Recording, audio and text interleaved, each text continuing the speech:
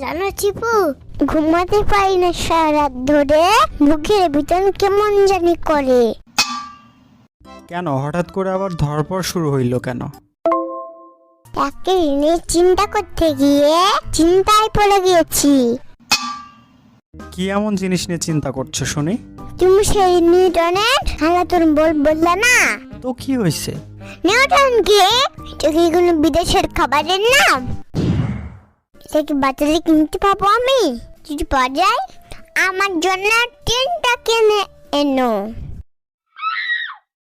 আরে ওইটা কোনো আইসক্রিম না, ওইটা একটা বিজ্ঞানীর নাম। যার কোনো জ্ঞান নাই তাকে পাগল বলা হয়। তাহলে নিউটন কি পাগল নাকি? হ্যাঁ বলছে তোমাকে, বিজ্ঞানী মানে হচ্ছে গবেষক। আর সে একদিন আপেল গাছের নিচে বসেছিল আর মাথায় আপেল পড়েছিল। ওখান থেকেই সে অনেক সূত্র বের করেছে। মুথু মানে মুথু করা, আর সূত্র মানে হাগু করা নাকি? আরে ধুর, সূত্র মানে হচ্ছে যেটা দিয়ে অনেক কিছু সমাধান করা যায়। তাহলে তো আমিও বিজ্ঞানী। কেমনে? আমি একদিন দাঁড়িয়ে দাঁড়িয়ে আইসক্রিম খাচ্ছিলাম। তো কি হয়েছে? কথা শোনো। আচ্ছা ঠিক আছে, শুরু করো।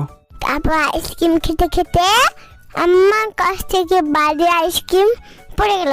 তো কি হয়েছে? তারপর ওখান থেকে একটা সূত্র বের করে ফেললাম। তুমি আবার কিসের সূত্র বের করে ফেলছো? এই যে সূত্র, হাত থেকে আইসক্রিম পড়ে গেলে নষ্ট হয়ে যায়। এটা তুমি আগে না বললে জানতেই পারতাম না। তো জানবা কিভাবে? ফেসবুক একটু কম করে চালাও। জীবন নষ্ট করে ফেলছো।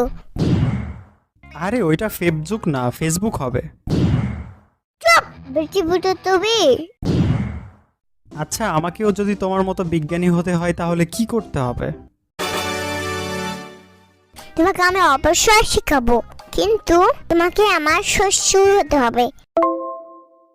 আরে ওইটা শ্বশুর না, শিষ্য হবে। হাই রে, শিষ্য থেকে শ্বশুর বানিয়ে ফেলছে। পাগলা।